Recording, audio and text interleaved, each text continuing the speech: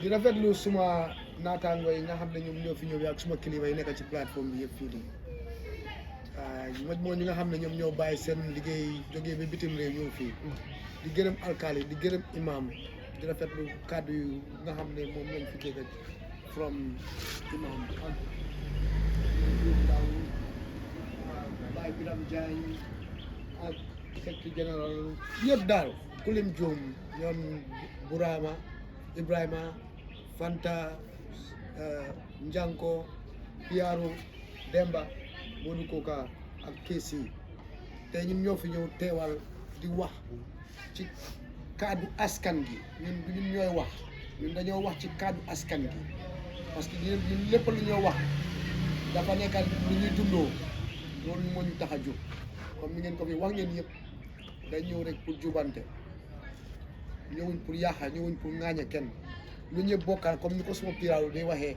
ci Mandinka lu ñëpp bokka ñëpp ci am cër te ci njëkk ak taranga suñ la dénkee nag bitik dénkala magasin doonuloo ko bon nag nit ñi am nañ seen nit ñi nga xam ne ñoo leen ko dénka seen wareef la pour ñu ñëw léegi-léegi ñu ñëw laaj la account la xool la account waaw so ci loolu lañ nekka di oo nag ñëpp pour ñu ñëw jàppa ci li nga xam ne ñun ñëpp ñoo ko bokka di gërëm ñëpp di sant ñëpp di ñaanal ñëpp tam ñi nga xam ne ñoo fi teew maa ngi fi gis ñu bari suma dëkkandoor yi fi nekk ñi ñëpp ñu kon fii ñu jógee fu sore bàyyi soxla yi ñëw fii ñi nga xam ne moom ñoom laa bokkal liggéey ci biir dëkk bi tam ñu gis naa leen ci biir fii nii ñu ngeen di gërëm leen di sant waaw xam naa wax nañ yëpp waaye fu ma jaar rek ma ñambaas ci lu ndaw lii parce que dañ ne sër nu mu rafet boo ci yokkee ñambaas tam ayut dafaa jë daan raïs rek so loolu moom a tax ma ne fu ma jaar naa ci saanu ñaar jëti kàddu jërëjëf alkaali maa ngi lay gërëm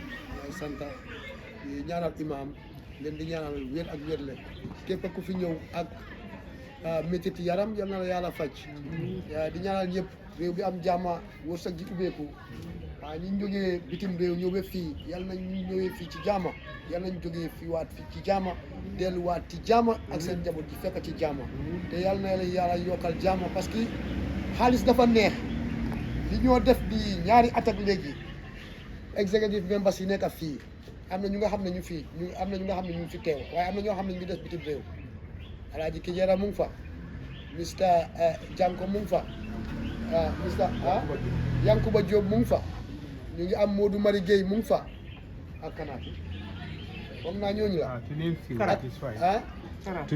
ak Kara pour man pour gàttal rek am na ñu nga xam ne ñoo fa te ñoom tam ci lañ jàppa ñun tam am nañu ne ak Modou Moussa Thiam moom tam mu ngi ci te ñoom ñëpp dañoo tibbee ci seen biir poos di dundal organisation bii nii rent bi du wifi bi suñu waree fii suñu lépp amul kenn ku ñoo sponsor ba pare ñun nekkuñ ci gannaaw benn political party anodoy kanjiya ñi sabe kono jang pour que office so ko nga fanya min bina do ko minne banko be do ko la bay gambe mum be tati ya mana ya fo jang gambe de tano mo man na jina na santo modna jira santo fanan nimbe ñi banko bandi lambe min kono ndolle tamu na banko tin tolle banda banko al halo falinda ñinni asabu ñi ka fo lota to banko be la ko la ñinti banko be la fe wala ka bay niamo ma sekunda mollo min ya ko molle ke je bike fankenoje natre se fankenoje nu tende carte fo fonde kala bandiaje carte ka fay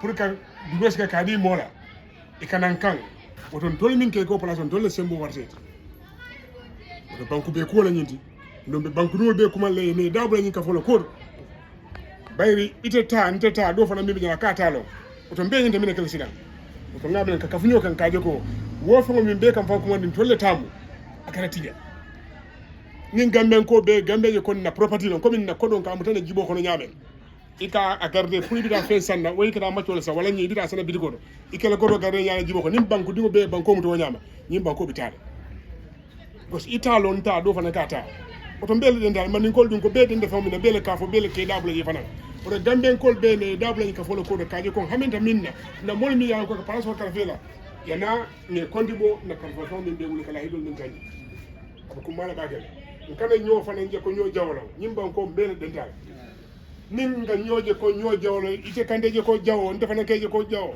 banko tita iko ita nkonta do fana kata oto be kayande je sila ñente mine kala sila kam fam bondi be min kono wala ñini kala sila be ñente min ñini kala bari be ko Gambia bar al halol bela taka ñami amanta ta ku kan sila ñente mine kala inam ñini kala woto be be tan be be jela mil nata yel hajul blaka na jang anim fanam min ya lonko ibe ñi ka fotete kan ibe le nafulo duni ka ibe le ferol be ke kan ka joko kafta bila nga kole abale taki silo kande nunga kuma jamalle moy bari ngan tulo faale ngaje ko maken kuwe no mantara ke kan kuwe ndeka 45 kilometers le tama kana ma be nyim dewon every time I'm living in Piran be living in Piran ndeka travel 45 kilometers nkande family fili do fana ka ta fili yo yam ngo Gambia ko woto Gambia dimo ñenta jël koñ bi ak gox gi ak alkaalo ñëw toog ndax loolu li mu wone rek mooy rek ne comme mbiri governance la ñoo waxee dañu doxale ni réew te doxali ni réew mu ngi dooree ci gox goxaani ndaw yi nga xam ne fi lañ dëkk fi lañ nekka kon ñooñu suñ teewee rek dafa mel ni teewal nañ askan bi yëpp kon li ñoo wax ci corruption nga xam ne moom mooy tax a jox mbootaay mii di coalition of progressive Gambians corruption li mooy yàq dafa bari te ku nekk xam na ne corruption dafa affect all parts of life dooree ko ci environment bi ci politique bi dooree ko ci society bi corruption dina yàqa ci legal system bi corruption daal lépp loo xam ne rek da ngaa jël pour njëriñ sa boppa di yàqal askan bi comme ni ko docteur waxee nga xam ne saa yoo defee loolu rek tooñ nga 2.5 million Gambians saa yoo jëlee dara si ku munti doon si dimbale sa boppa xañ ko askan bi rek tooñ nga 2.5 million te loolu yal nañu ci yàlla musal kon lii nga xam ne tey suñ Gambie tey suñ ko nata si téeméeri dëkk yi ak juróom-ñetta fukka 180 countries si àddina si Gambie mu ngi si 35 tey mu ngi si 34 sax laay wax gën naa wàcca te exemple boo dem nag 180 nga am 30 35 ba 40 fail nga kon Gambie fail na te lii man waxuma ko coalition of progressive Gambian waxuñ ko mbootaay àddina si nga xam ne ñoo dimbale ci koom-koom ñuy dunda di ñu jàppale nga xam ne ñun suñu économie baaxut dégg nga comme ni ko docteur waxee sànq rek nga xam ne mbéy gi jaarut yoon liggéey bi ci office yi jaarut yoon te waxuñ lii pour ŋaañi benn nguur waaye dañoo wax rek pour ñëpp aware ndax raise awareness moo tax a jóg groupe gii di coalition of progressive Gambians nga xam ne ñu ngi ñaax di gën a jàpp ci liggéey bi pour mu dem across the country ñëpp xam ndax soo xamee fi nga taxaw rek di nga mun a xam ban direction nga war a jël kon 180 countries ñun ñu am position of 34 is a very poor mark. It's a very, very poor mark score.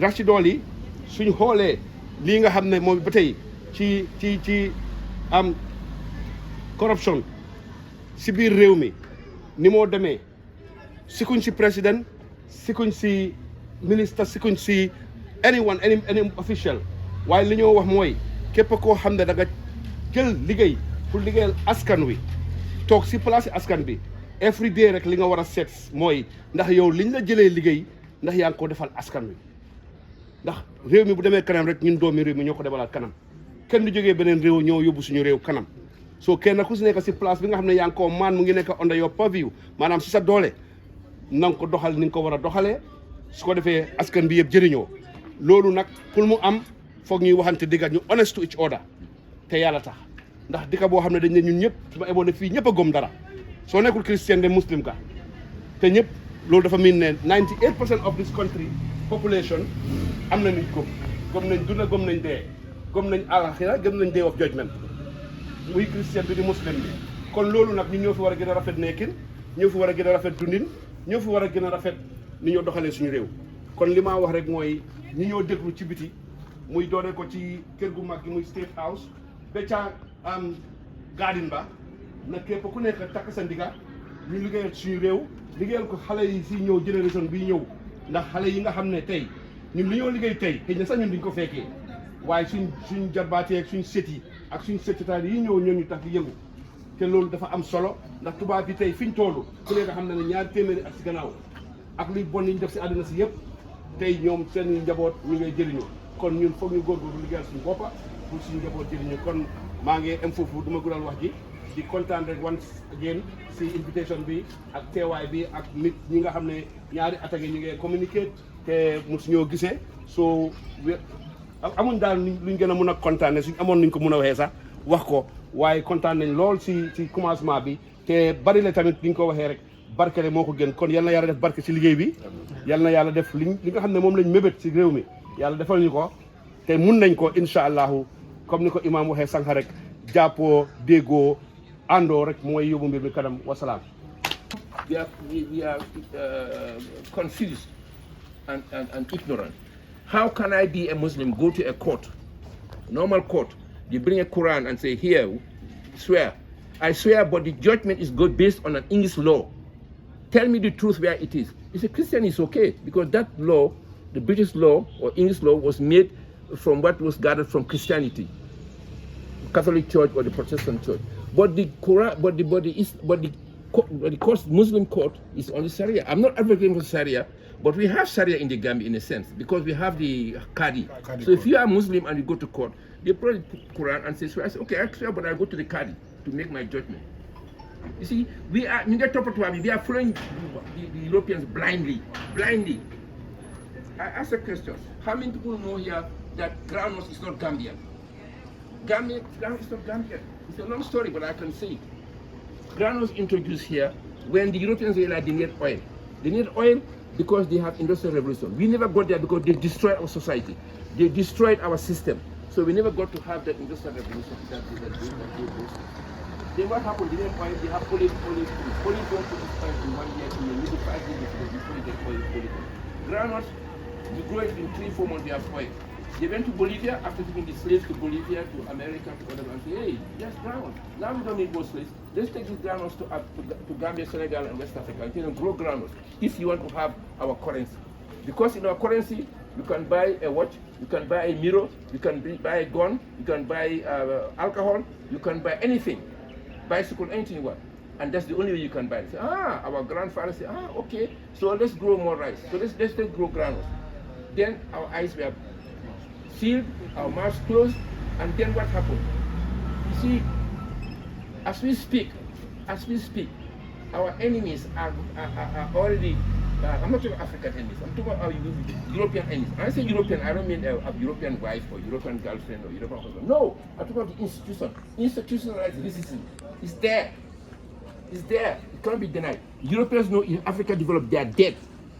I just saw 2 days ago a ex-minister of France saying that Macron is bringing hell in France because very soon French people are going to come to Africa begging like Africans are going there as immigrants. That's true.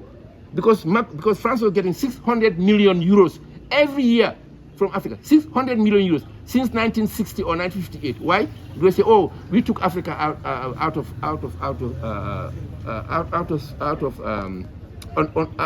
we brought Africa to civilization, which is nonsense. We were civilized when they came here. In 1835, when Lord Macaulay came to Africa, he said he didn't find any thieves, he didn't find any beggars. He had a system where the king has advisors of elders who would tell them what to do.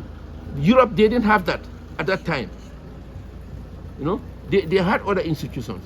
But to make it short, this is an organization that we should support. All I'm saying here is that we need to talk to other people.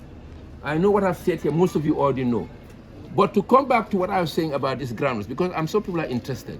What happened? They ran to India, Burma, Indonesia, and say, hey, you people grow rice, more rice. Say, hey, we grow more rice, we have rice. Grow more rice. We have people who are going to need it. Then they brought to Africa. Because at that time, our grandparents have stopped growing rice or are growing less coos and less maize and etc. to feed us. Then we have starvation in the Second World War. People, if you don't know, I tell you, there was starvation in the Gambia Second World War because Burma, now Myanmar, Gambia and Senegal soldiers who went there fought for the British in the war that we didn't have anything to do with them. It was their war. It was a European war, not a World War. But they took our grandfathers there to fight, and we were starving because rice cultivation was down over there. So this is vicious cycle.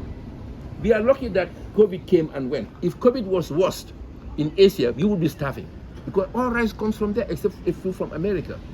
So these are things that Africa should emerge. We should emerge and remember that we are the only people who are going to develop ourselves. No foreign aid. That's what I call the imperial foreign aid syndrome, and that's what I call the post-traumatic post-colonial traumatic disorder. That's what is happening. We are confused people. We have to, this is a group that's educated, well educated, and we know where we're going. So advocate for it to be advanced. Advocate for it to be advanced. That's what we all ask from you. We are not against government, we are pro-government. In fact, I've said in one of my speeches that opposition is actually benefit to the government. Because if you don't have someone telling you, hey, this is wrong, you're going to think you are right. You may be in your compound doing something. You get a visitor who stays where you want because, hey, I think you should have been doing this way. You see, you didn't see it. Because if you are in one thing, sometimes you don't see the mistakes. Someone has to come outside and live with you and see the mistakes that you are doing. So government should actually praise us and support us, because we could be one of their hands to help them, to tell them what is right and how the country should be managed. So that is the story of grounds in the Gambia. See? So now we are still 400 years, the same economy, nothing has changed except on the tourist industry. Nothing has changed. 400 years doing the same thing, groundnut. Why? And we are still importing 90% of what we eat. Why? This is the problem. The river Gambia we have explored. United Nations experts came out, oh, you cannot do that. Nonsense. Rosso in Senegal, now they produce 40% of their rice to feed their people.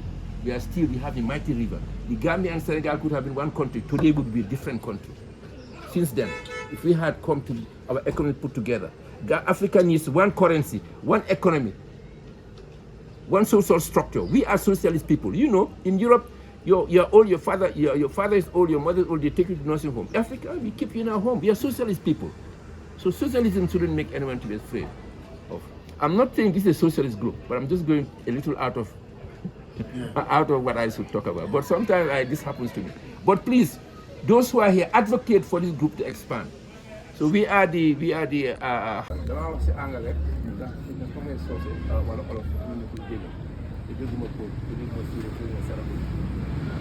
li ma commencé nga kàddu gi mooy dañ dee wax ne ñi nga xam ne dañ bañ Afrique ne suñu toon ñoom ñun duñ mën a déggante te anglais ñoo làkk pour ñu dégg loolu fen nañ ci Sénégal ak ñi 99.9% Sénégal ci dañu dégg wolof li tax ñun amuñ loolu dañ gis topp suñu history dañ gis topp suñu social structure suñu amoon bi tubaab bi excès dafa am trop man li ma bëggoon yokk si rek imaam wax na lu am loo xam ne fausse trop alkaay tam wax am na njëriñ trop maa ko wax ba dëgg fii dañuy c'est neutral body loolu moo fi nekk benn tey c'est neutral body boo xam ne ni nga ko tuddee rek amul benn political party boo xam ne moo ko organise neutral body la UDP yang fi NPP yang fi PDOIS ak other parties and other organisations yoo xam ne interest in politics ñëpp a ngi fi man loolu laa ko gisee.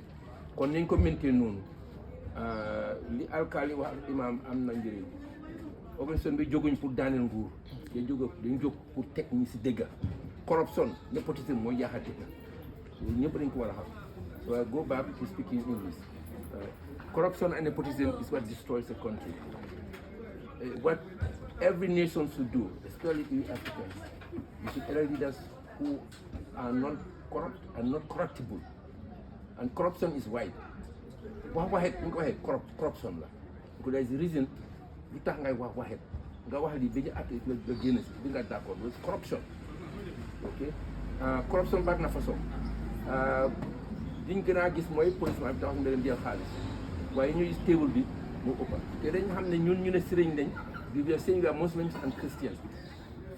Christians believe in a day of judgment and Muslims believe in Yawmal Qiyam. If I take $1 from my friend, and Yawmal Qiyam I only pay him. But if you take $1 from government coffers, you have 2.5 million Gambians to pay on Yawmal Qiyam. That's very important. Government have a responsibility to serve us. We don't have to serve them. They serve us because they are there because we put them there. Unfortunately, in the Gambia, we don't have in Africa. We give too much charisma and too much power to our leaders, so that they forget that they are serving us, believing that we should serve them. I can't imagine how can I drive as a parliamentarian $2.5 million car to the village, while the villagers can have a full meal 3 times a day. I cannot understand that. I'll be ashamed to do that. I will be ashamed to do that.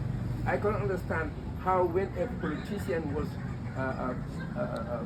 propagandering to be elected, was putting on a loincloth, ngembu, today ngembu, sir. He was doing that to get elected. Why he has to do that? He has to It's all corruption. It's all corruption in a way.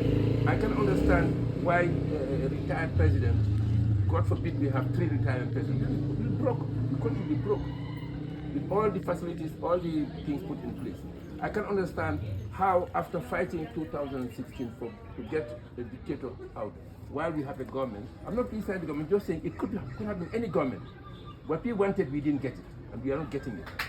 What we need is an overhaul of a system. I'm not talking of this government, I'm talking of all governments. From Jawara to now, nothing has worked for this country. It will work. Because there are fundamental issues that need to be addressed. First of all the governments that have come through chopati development, chopati fee, chopati, bits and pieces, need peace development. We need an overhaul. We need to re-educate our people. And education doesn't just classroom education. We need to educate ourselves. Educate ourselves. We are submerged in a sea of unfounded superstition. Unfounded superstition. This is nonsense. Today's world, we have scientific knowledge to develop ourselves. We have to base what we do on science.